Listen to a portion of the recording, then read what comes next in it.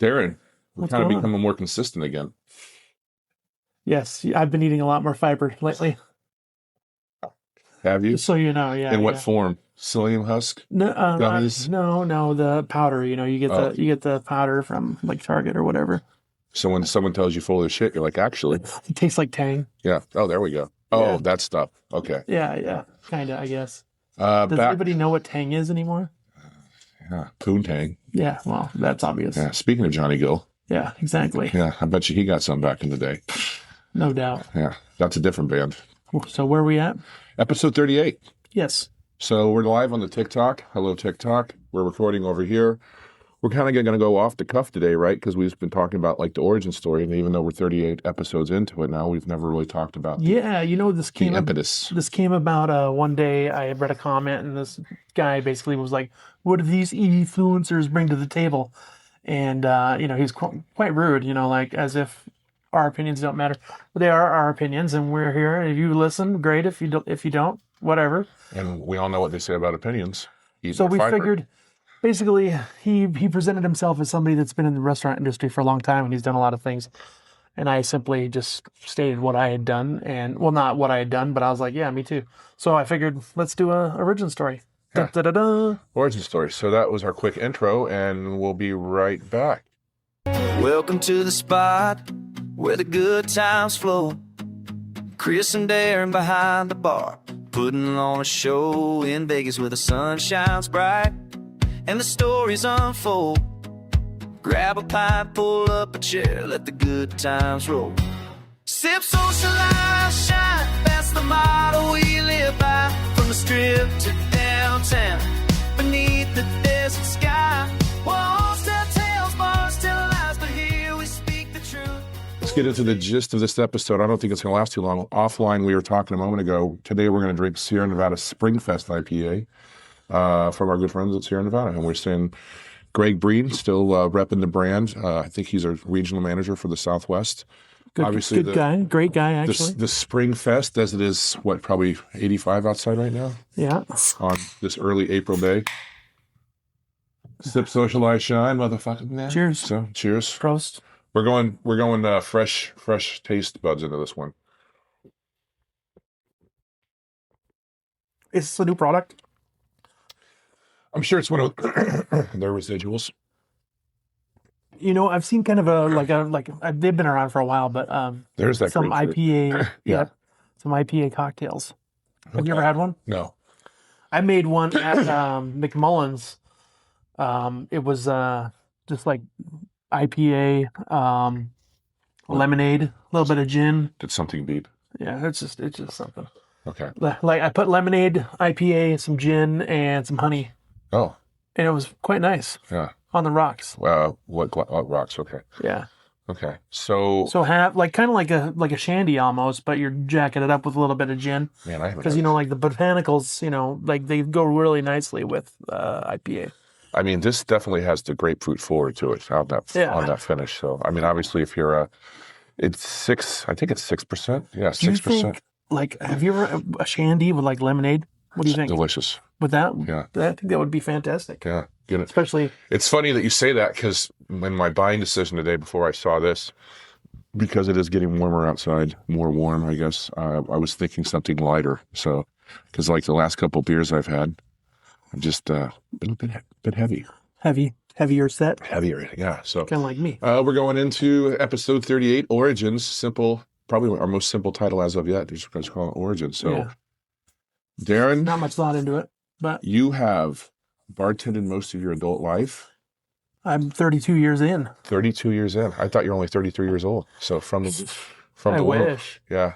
I literally got my start. So let's, I'll just start at the beginning. Like, if you want to ask me anything along the way, So basically, I started working, I was like a hustler, I had a paper route when I was a kid, wash cars. I helped a neighbor restore cars.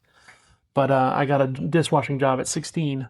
Okay. Started off as a lowly dishwasher and worked my way up. I worked in the kitchen, prep cook, line cook, fry cook. Quickly realized that that was not the life that I wanted to lead. I was hanging out with the cooks, getting drunk after work and stuff. But I remember I was working at the Keg in Seattle. Yeah. Okay. Yeah. So the Keg, for those of you that don't know, is a Canadian steakhouse. Started in North Vancouver back in the 70s. Okay. And it's actually it's all over Canada. It used to be a lot in the Northwest. But now there's actually opening new ones in like Texas and Arizona. To this day. Yeah. Okay, so they're still expanding. Yeah, but should I dare ask if they've grown by private equity? Your favorite word? They are owned by like an LLC. So I don't know if George, I think his name was George Tittle, opened it. It was originally called the Keg and the Cleaver. Okay. Which I think would be a fantastic name for a bar. Could you imagine? Yeah, for sure. Just have like a great steak special. Yeah. And a good beer selection. What dude doesn't like a good beer and a good steak? Yeah, I think you could build a whole business. Just like Brian McMullan's. You just have to have 3 good products, and then you have a business basically. What did anyone in your family work in the restaurant business beforehand, or did you kind of fall forward into it? No, I'm like the black sheep of the family. Okay. I left my home of Seattle and moved to Las Vegas to be a sinner. So you started at Keg, and you said the life is not for me in the behind the scenes of the washing the dishes, the pots, the pans. Yeah. I remember one of the nights that God told me I needed to stop doing this. One of the dishwashers that I was working with was sick of doing it, so he threw all the pots and pans in the dumpster. Okay. And the manager found out, and so he's like, you need to get those out of the fucking dumpster. And I'm like, I didn't do it. And luckily he helped me, but they fired the dishwasher. Then I ended up having to close by myself. And I was like, this is not for me, man.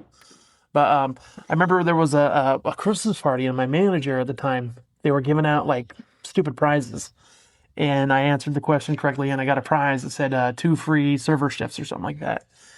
And I went to him and I was like, hey, can I trade, can I take these shifts, like start as like a busser or something like that? And he was like, oh, by the way, I had really long hair at the time. I was a butt rocker kind of guy. Okay. And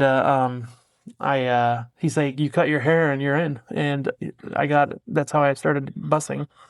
And then quickly became a host server.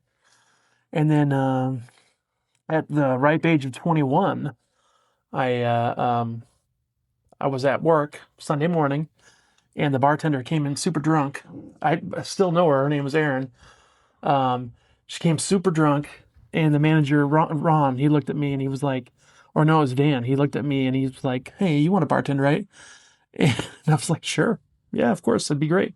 And I remember I launched right into it. I didn't even know how to make a Bloody Mary. I was a complete idiot. Yeah. Still an idiot, by the way, but just a well-seasoned idiot. So that was my bartending origin story. Okay. Well, I mean, continue, sir.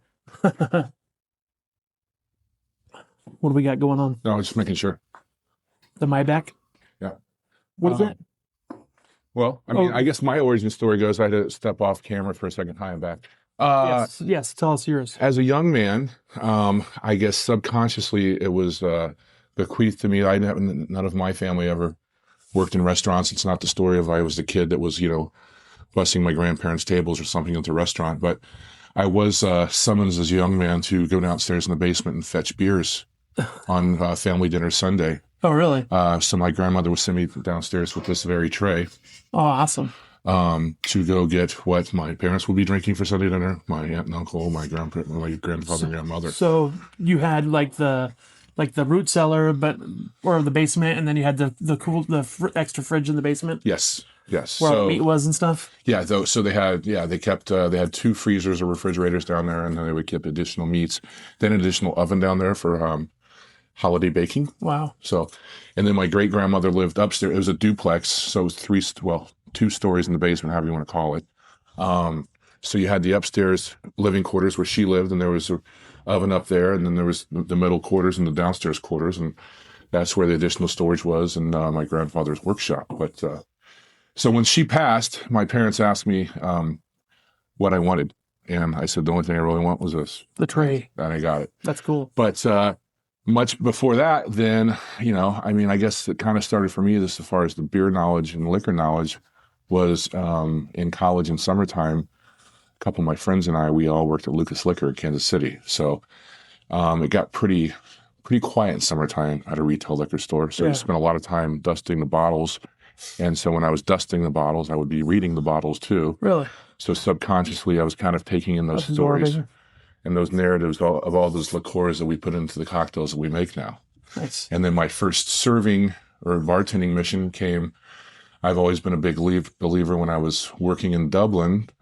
I was working in the daytime and going to the pub at night and spending my hard-earned dollars from the day, and said, I need to offset this. And so I famously walked out of the Foggy Dew Bar and Temple Bar in Dublin, Ireland in 1999, and I talked to the door guy, and his name was Dom from Donegal. It's not the same Dom. No. Okay. And I asked if they were looking for help. And he said, we're not. But he goes, go talk to my boss. His name's Aiden. And he's over here, and go see him tomorrow night. And so that became my you have a much stock. You have a much cooler origin story than me. Like you moved to Frankfurt after college, right? Well, London first. London first. Then okay. Dublin, then Frankfurt. And then so yeah, you literally like was it like cool to have a Yank working in a pub? You know, were you able to like tell stories? Fundamentally, why I was hired was because of my quote unquote Americans capability for customer service. Oh, really? And so I ended up working at a swanky hotel bar called it's still there. It's the Morrison. Oh, really? On Ormond Quay. So it had just opened. So they wanted that quote unquote American service ability, where an Irishman might tell you just to feck off, you know, that I would actually like listen to you before I told you to feck off. It's kind of funny to think about, you know, like we worked at an Irish pub where, you know, they wanted Irish people because, you know, you want that kind of, right. You know, but it would be the complete opposite over there. Obviously they want, because there's the tipping economy over there is not what it is here. Yeah. Obviously. And then, I said, you know, I mean, and that's funny because we've talked about that multiple times, like what we think we want sometimes and what we need. You know? Did you find that people tipped you because you were an American, or was it just not a thing over there at all? If it was another American, you know, they would. But I mean, just the culture at that time. I mean, and that was my first real entrance, if you will. So I didn't necessarily.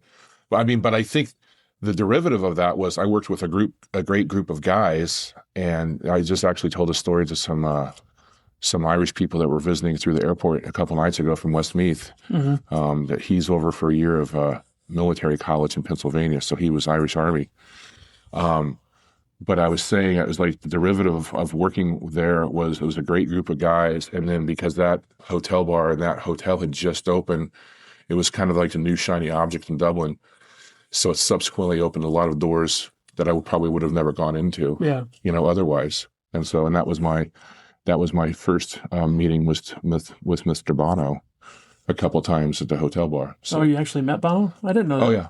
I didn't know that. Yeah. So you never told me that. Never? No. I keep some of my stuff, you know. I don't want to brag, you know. So well, you don't have to brag. You just randomly tell stories, and you're like, I'm like, what the hell? What? Yeah. Yeah. You made out with Kate Winslet? What'd you just say? Yeah. It was a whole different Titanic. That's no, but that's like that, and then like so. You didn't need the door; she just floated on you. Yeah, but the great thing was, so I'd work hard, and the whole thing was like, I'm going to save money to go travel more, and I did that, you know, and then I would go back and I would work at the National Irish Bank in the daytime, and then I would be done fundamentally with my job by noon every day, but I still had to stay there till like 3:00. Yeah. So in this building, imagine a world where like a company pays you to just stand there for 3 hours, like. Oh, well, I went up and slept in the broom closet. Taking a nap. That's fun. So, imagine a company here in the United States that would pay you to go up into the broom closet and sleep for 3 hours. Right. So this building was National Irish Bank. I think the whole National Irish Bank is now defunct. And it was right across the street from Trinity College in Dublin. And then subsequently, the same Irish family or couple I just mentioned a moment ago, for the longest time, it was an Abercrombie and Fitch, but they had told me that had just closed because that's some very pricey real estate in City to Dublin. That's great. I don't know what it is, but so come back from Europe, and let's start building to this. I get back, I'm living in Kansas City, and I was working in my discipline, and then I was laid off with 9/11. Wasn't having fun doing it anyway, and I always remember liking the aspect of always having my phone on me, answering emails, answering phone calls, morning, noon, and night, because that's what, overpromise, sell the moon and hope to get to, Africa. And I was sitting in my neighborhood bar, and, I just remember like enjoying that, you go to work, you work hard, you get tips, you close the bar, nothing goes with you. You're done. Nothing, someone's going to call you, whatever. So I was sitting in my neighborhood bar, Barley's, and I talked to the GM. His name was Lance. I said, "You guys looking for help?" He's like, "Well, we promote from within." Kind of told him my experience, and he's like, "If we'd be willing to start serving first, we have a fit." I was like, "Yeah, no problem." And then to this day, and I have met very good friends out of that pub too. What up, Zach? What up, Brittany? What up, Travis? What up, Austin? What up, Shep? To this day, there was a douche there named Tate, and he was like, he was just like, and he had an earring or like a piercing right here, and it was just like that, just added to his douchiness.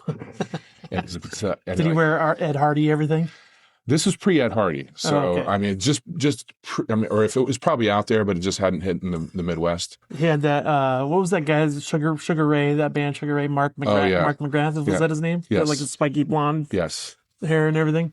So he thought he was the bee's knees, and then 3 weeks later, something happened to him, and Lance goes, "You want to go behind the bar?" So I was behind the bar within 3 weeks. There you go. Did you sabotage him, Chris? I would never do something I know you, Chris. Don't lie to me. Yeah.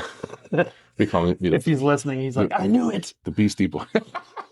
The Beastie Boys sabotage. That's listen, y'all. So yeah, but that led into, I mean, again, a group of people that I really enjoyed working with, and we went out when we weren't working at that bar, and so we were kind of the toast of the town. So enough about you. Let me go back to me for a minute. Yes, please.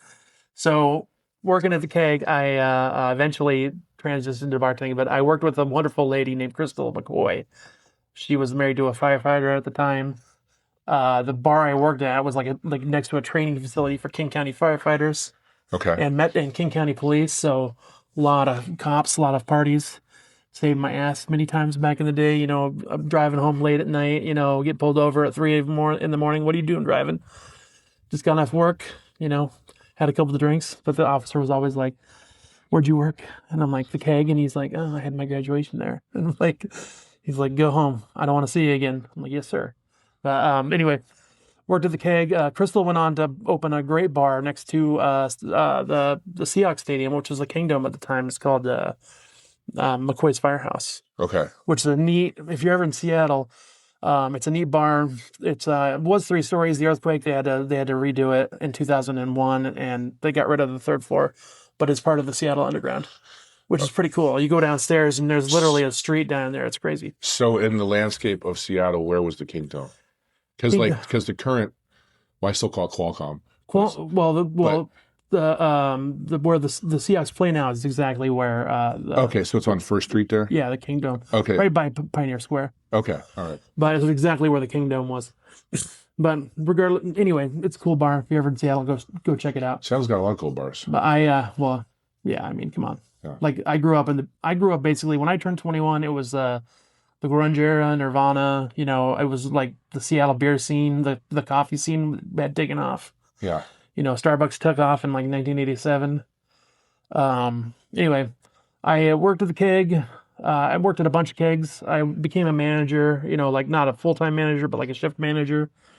I got a job at Cucina's, which was like at the time, it was a really cool Italian restaurant.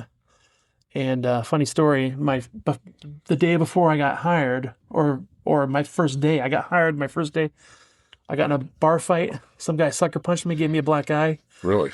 I went in for my shift, and they're like, "You cannot work like this." And I told them the story.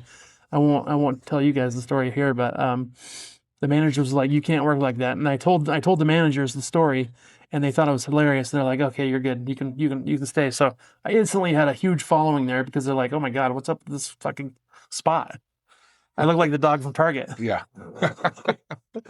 But this was a great learning experience. Like we literally the moment you open the door at that restaurant, it was full. Okay. And we'd open 10 minutes early. So, it was nonstop. great experience. But then I think I broke up. Well, me and my ex had broken up, and I had a friend that moved to Las Vegas. Okay. And I was kind of like, what do I do with the rest of my life? Do I just stay in bartender here in Seattle, or do I go see if I can, play with some ladies in Las Vegas and have a good time in Sin City? And I think the idea was to, move here, and then I ended up. Because you couldn't play with ladies in Seattle? Well, it's different. Yeah. It's more fun, and it's more fun in Vegas. It's like No, I get it.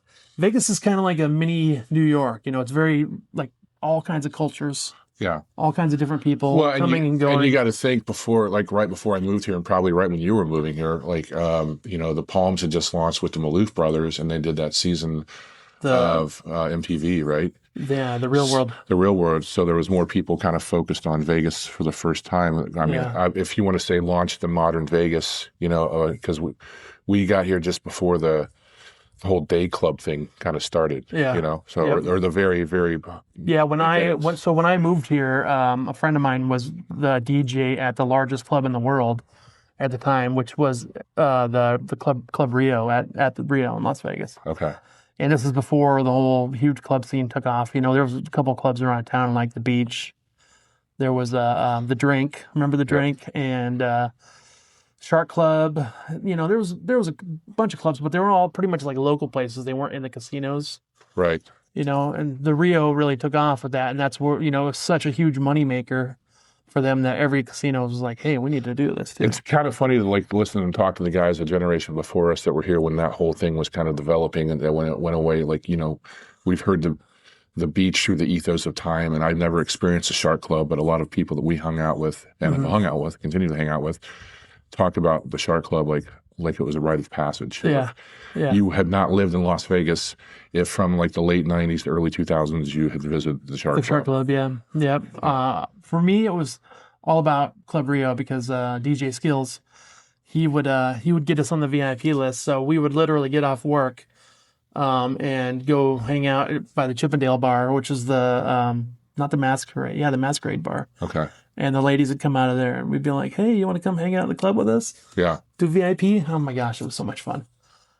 I had a blast. So I got going, as you talked about, you're on transfer into Vegas for the ladies. I just basically said I've been bartending, and I've always been even though I don't do marijuana, a stoner optimist. Mm-hmm. I was like, if I'm going to keep doing this, I want to be the best at it and go to where I can do well at it. Yeah. And I said, I'd come out here in Las Vegas as a child for basketball tournaments. So I was somewhat familiar with the lay of the land. Mm-hmm. And I said, if I'm going to keep doing this, I'm like, when I was in my mid-20s, I was like, I'm going to take the show on the road again. And I packed up the car and I came out. You came on out? How did your parents take it when you said you wanted to move to Sin City? To them be in the Midwest, I guess I'd kind of seasoned them before because when I told them I was moving to Europe after college, that was kind of like their first dose of it's his own life now. Yeah, yeah. So I think they just kind of this is the next thing he's doing. Yeah. And I think the only thing they were a little upset about was I had a house party at their house, and then I just loaded up the car and left while they were in France. Seeing my sister. Really? I mean, they knew where I was going. Yeah. But they didn't get a proper goodbye. But I don't think they knew that I was throwing a party before I left. Well, whoops. So you worked at the keg, and I threw some kegs. Yeah. So, yeah. But, I was no slouch either. I had many, many, many parties at my house. My mom worked graveyard growing up, so we would literally wait till she went to work and then be like, house party. Yeah. Yeah, it was kind of stupid. But so I loaded up the Dodge Intrepid, and I took a couple weeks getting out here because I stopped and saw some friends in Colorado, and I stopped and saw some friends in Arizona, and I had made my what's it called, roommates, or it was through apartments.com. I was looking, and they had an ancillary service called Roommates, and that's how I found my first roommate. So I knew that I had a place to lay my head once I got here. Yeah. Everything going all right? Yeah. Okay. Yeah, I was just checking the time. Yeah, that. I think my party ethic comes from my mom. My mom was kind of a partier growing up, and I threw a big, house parties. I threw my 25th birthday. I called it the Quarter Century Bash. Okay. It was Puke Fest. 1998. So what age were you when you moved? What age were you when you moved here? I was 28 years old. I moved here just after 2000.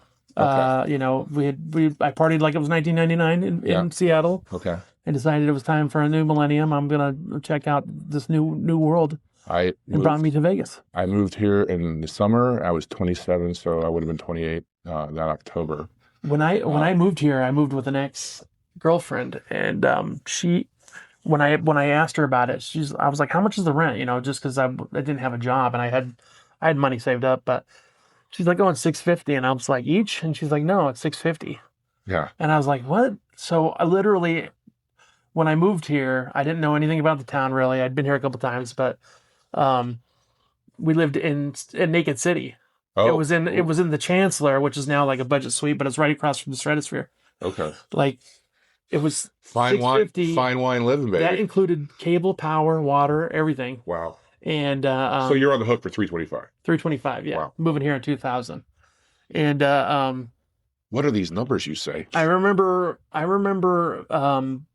there was two guys that base jumped from the Stratosphere, and they landed in our parking lot. Okay. Yeah. How crazy is that? Yeah. You can see my car. There's a video of it. They taped it and they played it on like Travel Channel or something like that. There's somewhere a video of it out there. But anyway, when I moved here, I don't know if you know this about me, Chris, but I'm a bit of a Star Trek nerd. Are you now? There was a place called the Star Trek Experience, and I had gotten a job at Cheesecake Factory. That was your first job here? Yes, but I was going to start training, but then I got hired at the Star Trek Experience. So because it had just opened? No, it had been open for a year. Okay. But, so I was like, I can hang out with Captain Kirk and make drinks and have fun with people. And that was to Quark Square? Yeah. Okay. Yeah, literally. Like, I had a good run there. I literally got to meet all the Star Trek celebrities. So you were happier than a hog. It was an incredible gig. I made incredible money. It was one of the busiest places in Las Vegas. We used to do huge numbers back then, I don't remember the numbers, but we'd have like $200,000 days back then, and this is like 2000. So you didn't have the per se necessarily issue like a lot of people that move out here to work in hospitality. You had already had a job at the Cheesecake? I got it, and then I didn't even show up because I just got the job. So you literally moved here. You have a rent for $325. Yeah, and I walked the strip. I walked the strip every day until I got a job. And how long did that take? I was only here for about a month and a half. Okay, so it wasn't like the first week. Literally, because I lived right underneath the Stratosphere. I would get up in the morning, I would walk down the strip, and then I'd walk back. Okay. Just because I was 28 years old, I was young, I was having fun. I'd have drinks, I'd go talk to people, bartenders around town, just trying to meet somebody or the right person. So the reason I got the job at Star Trek, funny enough, was that I interviewed with the HR thing is a whole nother story. We could talk about that another day, which is ridiculous here. But I talked to the manager and I said, "Hey, I put my application in and nobody called me back." And he's like, "You look like you'd be a perfect fit for this place. Like, why?" So he pulled my application and he's like, "Come and talk to me tomorrow." So I came in and talked to him, and basically, like, nobody got hired as a bartender. But I was talking to the manager. I said, "Hey, I'm from Seattle." He's like, "Oh, I played baseball there." And I basically bullshitted the guy. Like, I was like, "What's your name?" And he's like, "Jimmy Bonnie." And I'm like, "Jimmy, I swear to God, I have your name signed on my glove. You signed my glove when I was a kid." Yeah. And he played ball with the Tacoma Tigers, who famously Jose Canseco played for as well. Okay. But I don't even know if his name was on there. I've never even found out, but I totally bullshitted him. Was this Jose Canseco with the full 10 fingers? Yeah. Okay. Yeah. All right. But so he fell in love with me. He's like, "This kid's cool." Yeah. And totally bullshit him. But anyway, I jumped everybody. It's good to be ingratiating, right? I jumped everybody as a bartender. Everybody was in line to be a bartender because they said seniority, but there's no seniority. It wasn't a union house. Okay. And a lot of people did not like me. Okay. But I didn't care because I was bartending. Because you were a Star Trek nerd, or why did they? No. Because I befriended Jimmy. I totally bullshitted him. Gotcha. Gotcha. And what they say in Vegas is it's not about who you know, it's not about what you know, it's who you know. So the Cheesecake that you got hired at that you never started, was that the one at Caesar's Palace? Yes. Okay. Yeah. But you like over a month and a half time, because when listening to you, I was like, oh, you got hired like the first week? Because I think many people that move here with the intention of working in restaurants are, I think they quickly are made aware of that you don't have Vegas experience. And like, that was still a thing. That's what I kept running into, and I think still exists to this day. Yes, it still does. And you know what, matter of fact, like with Star Trek, I probably wouldn't have got the job had I not had the ace in the hole. I did go to those games when I was a kid. I did watch plenty of games at Tacoma Tigers, but okay. I don't know if his name was on my glove. I just bullshitted him. So much like when I had moved to Europe after college, I would go out in the mornings and early afternoon, fill out apps. Now, I wasn't like exclusively like, I guess another decision when you make here is if you find out very quickly is if you're going to like work in a casino property, aka on the strip mostly, or in the neighborhoods, Did you ever work on a strip property? I did not. I haven't. So this particular place, people probably roll their eyes. They're like, oh, Star Trek. But it was the number one seller of Bacardi. We had the number one retail space. We had like one of the highest and check averages for a restaurant in Las Vegas at the time. Yeah. It was next to the convention center. We used to have lines all the way up into the casino, during the convention. Because again, it had started, right? Wolfgang was out there. Yes. I mean, but it was just the very beginning of the modern. We had, the guy that created our drink menu was at Ghost Bar, which was huge at the Palms, and he came over and created our drink menu. This is before like craft cocktails and all this stuff, but our drinks all had 7-8 ingredients in them, 10 ingredients. So they were very labor intensive, much like the drinks are today. If you go to a craft cocktail lounge, there's, Sure. everything's fresh, everything's made by hand, everything's, the craft cocktails. But ours were not craft cocktails, but they were very intense. Like I said, we had layered drinks, we had plenty of blended drinks. Gotcha. Yeah, we used to. The Island Oasis never stopped at that place, let me tell you. All the fun stuff. So your month and a half was probably I got out here, I did applications in the morning and early afternoon, and then about 2:30, I was like, well, it's happy hour, or it's day drinking time. Yeah. And I had friends that were in a show out here, so I kind of had a somewhat of a warm greeting, but the year before, I was out here for a bachelor party, and I was made aware of what had become a mythical thing in my mind was the Crown and Anchor, so like, that was like, where when I got done with the applications for the day or whatever, that was ground zero, and we'd go there and meet friends and I kind of befriended that community, and that's like where you've been there. Well, it doesn't exist anymore, but it was a crossroads for. Didn't it just open as the Irish spot now? Is it open now? I don't know. I think it is. It's close if it hasn't. Yeah. But in the bones of that building, there's a lot of great stories. And, we would go there and it's like adjacent to UNLV. So you had students there and a lot of the industry people went there and a lot of the performers and artists and everything, would go there. So it was like a nice little crossroad. It was fun. I remember going there and hanging out with, so we had actors that worked at the Experience and hanging out with them. And some of them were in Second City. And that's how Chris and I's paths kind of crossed, but we didn't know each other really well until McMullan's, but right. But we had similar friends. Yeah. So as my friend Doug Elston back in Kansas City said, it was in the air, Yeah, it was kind of like, I always said McMullan's, everybody's path starts at McMullan's or Crown and Anchors in Las Vegas. Like, you want to go where like friendly people and Irish pubs and, pubs in general are generally considered, friendly. And, people go to, there to meet people. Right. So, absolutely. Well, that's where everybody starts, and those, excuse me. And in those daily briefings, that's what I talk about. It's like that third space. It's where you go to share ideas or get out of your head, get out of your house. I personally feel that McMullan's was a little more friendly than Crown and Anchor. You definitely had some characters that had both, but. Oh, sure. I mean, some of those stories. But so your month and a half of turning in applications or whatever was about my 3 weeks. And I was like, okay, I've been having fun, but I'm blowing through my funds here. Exactly. So I kept running into this guy named Johnny Vegas. Oh, God, what a name. Because why wouldn't you be called? Why aren't you Darren Vegas? Why am I not Chris Vegas? Yeah. But I was like, of course his name's Johnny Vegas. That wasn't real. Most of my nicknames are 4-letter words, Chris. Nice. Yeah. Yeah. Good. Yeah. Those. Yeah.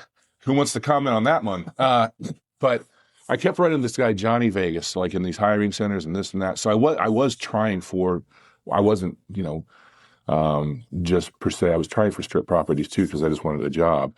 And then in the interim, I fell back on what I knew because I walked into Lee's Liquor by the house one night. Oh, no. Back to the liquor store. And I said, I was like, hey, do you guys looking for, I saw, now hiring. And yeah. Pretty much they hired me on the spot because I was like, and I told them, I was like, I'm here to bartend. We're so old. They still had the now hiring red and black and white sign in the window. Like, yeah. They put it up in the window like, hey, Johnny Vegas just got fired. Let's hire somebody. Put the sign back up in the window. Right. But yeah, I was like, literally while I was out turning in applications, I went over there and I was like, listen, I'm here to bartend.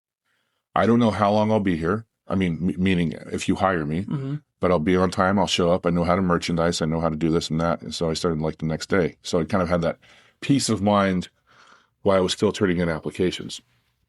But anyway, I kept running into this Johnny Vegas, in these hiring store. And he had been here for a while. He was from Arizona originally. Nice guy. Went out, had a couple beers, just kind of got to know each other. He's like, take my details. He's like, if I hear about something, because I think he was coming to the end of his Vegas career. Like he'd been here for a decade. And he was a little frazzled, sizzled.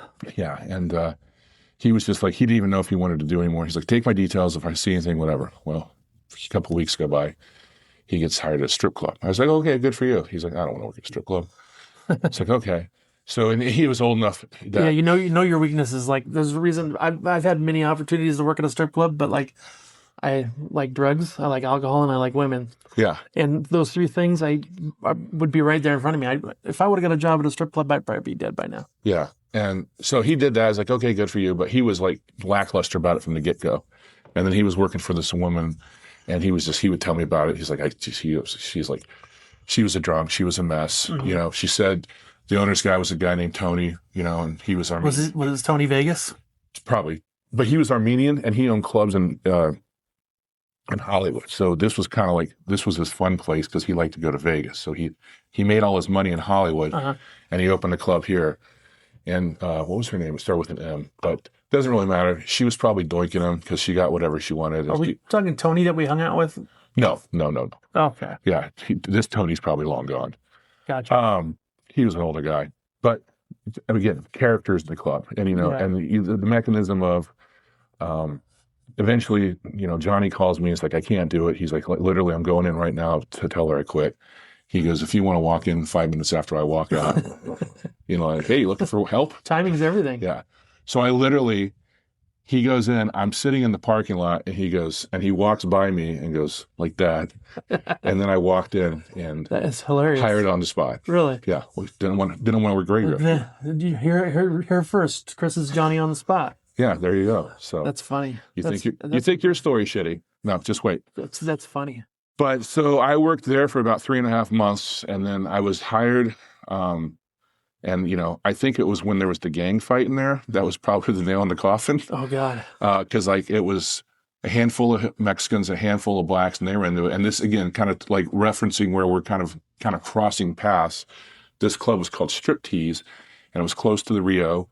And it was close to the Palms, so you would get all that late night crowd, and that was the closest strip club to those casinos. So they would want to come in there after they've been partying at the casinos. Oh God! And then you get all these wannabe gangsters and hoodlums that are coming in the club at like 4 a.m. and get so standing there, tall, white, and mighty, Da-da. And I'm just like, when the one guy, I just remember is like, he goes, I'm going to get my gun. I'm like, I'm fucking walking out. I'm out of here. See ya. Yeah, I'm like, I'm done. So, but I had been hired at the Hofbräuhaus.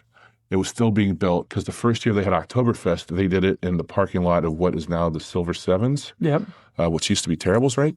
Yeah. So I actually had fun doing that because they had all the hay and everything out there, and they made it was very rudimentary, but it was more, When you were in Frankfurt, did you ever see one of those like things where they do the circle and all the girls sit on it and spin out? It's not Munich. Munich. Yeah. Okay. Yeah. So I didn't see it in Frankfurt, but yeah, I saw it in Munich. But yeah, so that was like I knew that was coming. And the Hofbräu opened in January, so I basically from like fall, I just had to get through fall. As I look back on it, it didn't seem like that like a large amount of time, but in the heat of the moment, I was like, "What is going on?" So, did you get your Oompa Loompa on? Like a couple Oompa Loompas. So. But yeah, and then so working at the Hofbräu, it opened kind of like how you talked about Star Trek and. high retail, high, curb appeal. It was the first Hofbräu outside of Munich, so it was officially licensed. It was sanctioned. Mm-hmm. It was the Gestager brothers, and everyone was coming. So like that first year, it was literally, it was cool. It was Oktoberfest every day. That's great. Yeah. So. What bar did you work in there? The front one? Uh-huh. Yeah, that's the only one. Wow. Oh, that's true. Yeah. That's true. That's crazy. I wonder if I ever saw you there. I probably did. Well, if you did, I was probably bird dogging people because I knew that if I didn't get you coming in, that you're going to go into the big table and I'm not going to see you again. So some of the servers would get upset with me. Come something like, "You guys want a beer?" Because they bring it. Can we get one over inside? the table? And but it's going to be faster here. So, which said like, "Why'd you sell them a beer?" Because it's a fucking bar. We can have a whole episode on talking about the angst between servers and bartenders. Oh yeah. The greediness. It's just insane. So how long were you at Star Trek? I was there for 8.5 years.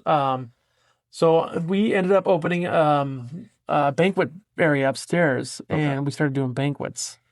And I was kind of I'd been there the longest, so the manager liked me, so I kind of got all those shifts, and we started doing a lot of banquets, which was incredible money. Yes. And I learned crazy the tools of the trade, where if you have a bar based on consumption, where it's all just, you bring in each drink. Right. Then you pull all the cheap shit off the bar and you only have the high-end stuff on the bar. So when you're ringing it up, because these corporate accounts, they don't care. It's all like medical companies and stuff like that. Or, if it's just ticket-based, you just pull all the expensive stuff off and you leave the cheap stuff on. Well, that's, it's funny you say it because we have a whole other episode about how they're not the underbelly of this city, but there's people out here that exclusively do banquets. Well, it's good money, and that's one of the things that I wish I would have done when I got here. If I knew what I knew now, I would have got a banquet job immediately. Because after 6 years in Vegas, I would have been either a B or an A. And I could. That's all I'd have to do really. I could literally work. Some banquets here in town, you can make upwards of $1,000 if they're good ones. If not more. Yeah. Yeah. And so if you're one of those A guys, if you're closer to retirement, you just work, once a week, right? Twice a week, whatever you need to maintain your insurance or whatever. Yeah. That's what it's insane the amount of money you can make. Well, yeah, and I was reading an article about how, when they opened, just like yesterday morning, when they opened the Venetian in '99, and you had these titans of industry like the Steve Wynn's, the Sheldon Adelsons, and how they both envisioned that Vegas could have not just the value based, but the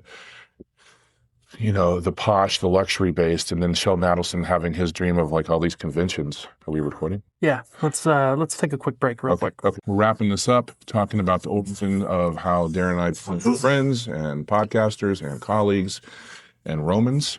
Yeah. So now we're into living in Vegas, working in Vegas.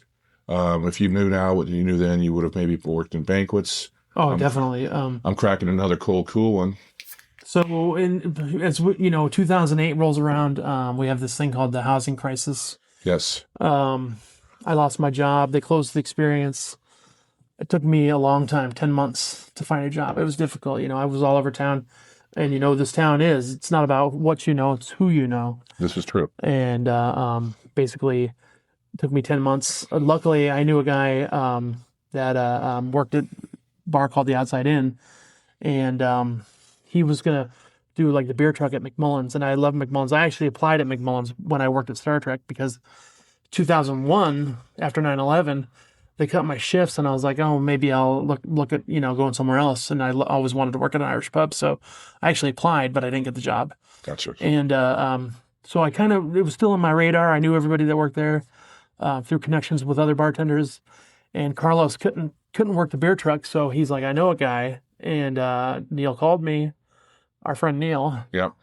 He called me and said, hey, you want to work the beer truck? And I was like, fuck yeah. And literally, I worked the beer truck with his wife, his ex-wife now. And he asked her, how was he? Was he fun to work with? And she's like, yeah, he was great. So thanks to Sharon, he called me back, and I got a job at McMullan's where I worked for almost 15 years. Yeah. Yeah. Yeah. Good work. And that's where our paths crossed. But I'll let Chris catch you up there. Well, yeah. So the ancillary to that, like going back to working at Hofbräu, it was a fun couple years. I remember to this day there was a girl that came in with her boyfriend. They were sitting there like it was a quiet Saturday afternoon, and she goes, "You're a really great bartender." I was like, "Thank you very much." She goes, "We're looking for people." This is what we need. Chris tooting his own horn. Yeah. So speaking of toots, that was real. Nice. Speaking of toots, so I'd only been in town a couple of years, not even, and I'm like, "What is this place you say?" Because I mean, obviously it's Vegas is neighborhoods, right? Yeah. And she said Steiner's, and I'd never heard of Steiner's, and at the time I was living off Flamingo and a Rainbow, so they were going to open one on South Las Vegas Boulevard, but the one that she worked at was in Buffalo, so I journeyed over there one day, and I walked in, and I'm like, "This feels right." It was a Nevada style pub. Yeah, it's faux brick, but it had a very Midwest feel to it. It was like, and you know what? It had it always kind of had like a Cheers kind of vibe to me. Kind of like, you know what I'm saying? Right. You feel that? Oh, absolutely. Yeah. So I said this, and I wasn't necessarily looking for an out with the Hofbräu, but the tough thing about Hofbräuhaus is there was 4 owners at the time. There's only 3 now. Tony got out of it, and it was 4 very distinct personalities, and you kind of had to play to the personality that was in front of you. Yeah, in front of you, and not that we all haven't had to deal with that, but it was just like, was the juice worth the squeeze? I'm very lucky in that I got along with almost all my managers, and one thing about Vegas is like, if you get a bad manager, they're going to be gone in like a year, because if they're a bad manager, nobody likes them, and nobody will, help them, and they'll be gone. Yeah. But owners is a whole nother story. So this is true. If you listen to one of our previous episodes with Brian McMullan, the owner, he was one of my favorite owners to ever work with. Yeah. Yeah, he's a great guy. Yeah, he is. Anyway, so I walk in. This feels right. So I know that they're going to be opening this new one on South Las Vegas Boulevard. It's a few months out, and like everything, delayed. So I make it a point that I start. Every new bar that opens, and still to this day, 300 applications come in. So what are you going to do to differentiate yourself from the 299 other people that are turning? I'm the best bartender ever. You're the best bartender ever. Neil's the best bartender ever. Yeah. I just said it to a guest last night. We're all our own best bartenders, right? So there's nobody better than us. Now, I've always said, and I'll always say this: I am, if 100% of bartenders, I'm about 49%. There we go. Because I just don't want any expectations of myself. I might be 51 just to put myself in the majority. Yeah. But so I start hanging out there. On one of my days off, I find out when the owner's there. So he was there, I think, on Mondays. So I would go sit. I scouted it. I would sit where he would come through the door, because all 3 Steiners are the same layout. So when he would come out of that door on the one end of the bar, how you doing? How you doing? I remember Steiner's was how you doing? The one place that had they had that thing you would blow into the machine and it would tell you how drunk you were. Oh yeah, right by the bathrooms. Yeah. Yeah.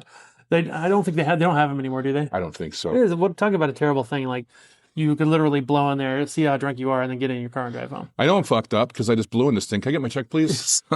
Yeah, terrible. So I checked it out, and then just kind of networking, and like you just said a moment ago, it's not what you know, it's who you know. And the guy that had the meat account for Out West Meats, who I just happened to run into like 2 weeks ago, his name's Steve Dunleavy, and I want to have him on the podcast because very interesting stories. And he started right after his getting out of the military in Las Vegas in 1978. So his stories are phenomenal.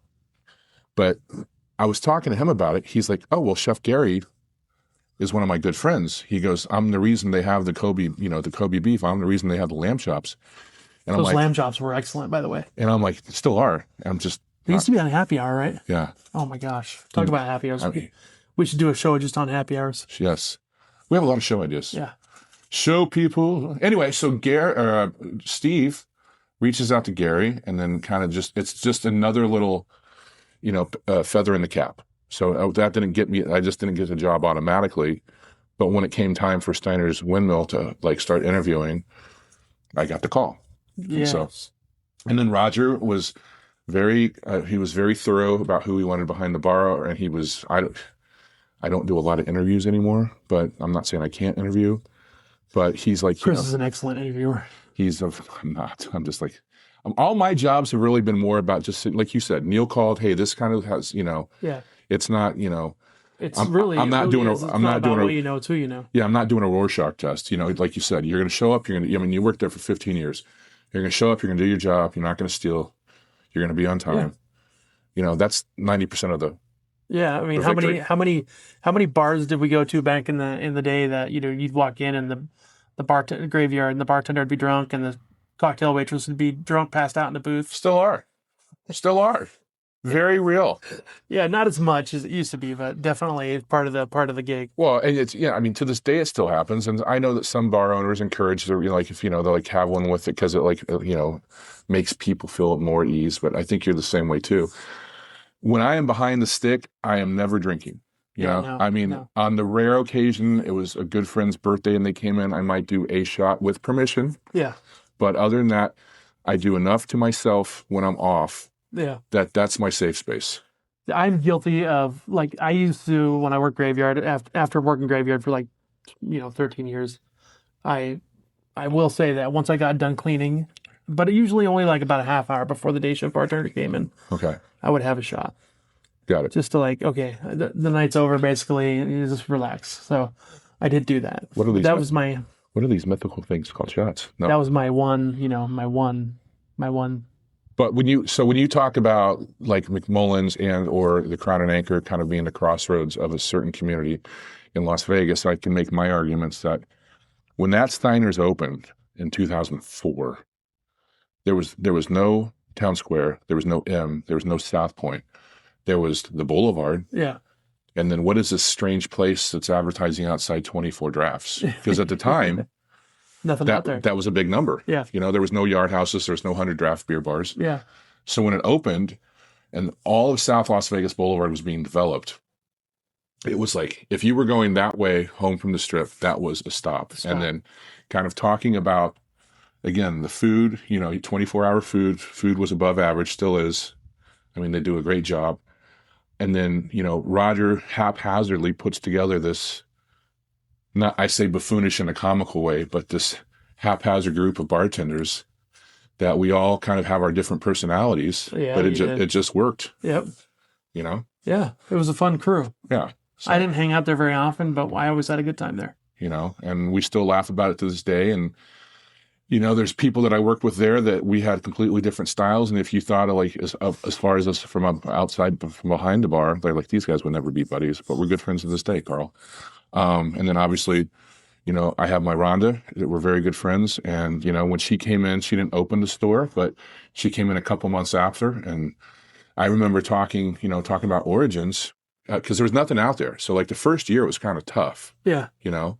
And I remember her, and she had moved out here from St. Louis and I had moved out here from Kansas City. So we kind of had that Midwest connection. And I remember she's like, I don't know if I can do this because she left a good bar in St. Louis. Yeah. Because her parents had moved out here. So she wanted to be close to them. And I'm like, I think we're on to something. So just write it out a little bit longer. Yeah. And then it just, whatever happens, it's like you said earlier, it's in the air. It clicked. And then it went from okay to that was the stop, Yeah. And that bar was busy morning, noon, and night. Yeah. It was fun. Yeah. So you went from there to McMullan's. Went from there. I was kind of a gun for hire for a little bit, and then kind of how our paths crossed again. From drinking at McMullan's and knowing Neil and knowing Brendan when he was working there. Hey, lad, you want to come work the beer wagon on Patty's Day? Mm-hmm. And your Char was my Marcus Regan. Sharon. Yeah. Was my Marcus Regan. So us two bumbling dolts. You got in there? Yeah, out there. And then eventually, getting to know you and eventually like doing that for a couple years. And then I think me going and addressing Neil and like I was working in the medical field for a moment and saying like, hey, what's your slowest shift? Yeah. And I said, give me Sunday. I'll work it. I'll work it. And that's how I got to know Ryan. Good old Ryan. Good old Ryan, the leakster. Basically, we're pretty much wrapping it up. So, but after McMullan's, we both we knew Marcus, obviously. Yeah. And this is after the pandemic. The airport in the pandemic, and the airport started hiring, and I always said to myself, eventually I'm gonna have to go, get my out to pasture job, And I'm like, where do old bartenders go to die? Yes. And I'm like, the airport, I need health insurance. I'm getting old. I had an incident where I don't want to go into detail, but it was pretty scary. And I'm like, I need health insurance. So I made the difficult decision to move on and do the union thing and get a job at the airport. Well, when people ask me why I work at the airport, and I try and put a positive spin on it because everything's so positive. Don't get them started about the union and everything that goes on there. When did you take the union class, by the way? In the pandemic. In the pandemic? Yeah. So I didn't cheat it per se, but I guess I got lucky because it was all Zooms. It's funny. I had a great job at Star Trek. I made incredible money there. It's the bartending job I made the most money in my life. I was going to take the class, always going to take the class. So I was always busy. And I was like, once they closed, I was like, oh, I'll take the union class. Come to find out, you have to be working as a bartender to take the class. So as soon as I got hired at McMullan's, I signed up as soon as I could and took that class. One more thing, in between all of this, living in Vegas, I work next door to the convention center.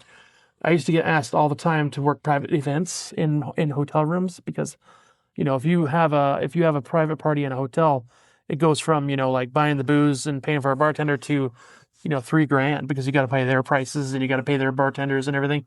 So a lot of people would say, hey, let's do this private event. I would just basically I would charge them based on, what I had to do. If I had to pick up the booze, if they did all the work and I just showed up, I'd make a couple $100, $300, $400, $500. Yeah. Get to take all the booze home with me. A lot of fun memories. I did wedding events. Okay. I did a lot of huge weddings, like on the Lake Las Vegas on the yacht. I remember Celine Dion waving Yes. from her balcony. Yes. A couple times. Going back to sleeping with Kate Windsor. Me and my buddy Jeff, What's we worked a wedding at Lake Las Vegas, and I remember this is when the Lonely Island did. I'm on a boat, motherfucker. Okay. We have a video where me and him were on the yacht going, I'm on a boat, motherfucker. Oh, what up, Andy Samberg? Yeah. You had to do it back then. Sure. But so I say this to people all the time. They're like, why do you work at the airport? And I'm like, well, there's 35 major hotels and casinos in Las Vegas. There's one airport. Yeah, and they all go through there. Yeah, I'll probably see you at some point. It's kind of funny because people are always like, nobody ever wins at the airport when they're gambling. And I'm like, and I say the same exact thing. I'm like, there's 35 casinos, but there's only one airport. Everybody that comes and goes in Vegas funnels to the same spot. What? So there's a lot more play at these places than you think. And you've heard the story because we were coming into the airport post the height of the pandemic, but there was people literally flying into Vegas just to gamble at the airport. Yeah. They had the bug because and all these regional casinos were closed. The California casinos were closed, but the Vegas airport was open. Yeah. And you'd buy a ticket to fly in to sit there and smoke your cigarette and play your Wheel of Fortune for a couple hours. Insane. Yeah. There's still people to this day. They like to play particular machines. A lot of, we just recently had a Wheel of Fortune hit for $600K there, right? Yeah, last week you said that, yeah. Yeah, so, a lot of big jackpots there. But anyway. Well, they've had three Wheel of Fortune games have hit, you said 600,000 last week, and in 2025, I think two times it hit for over $1 million.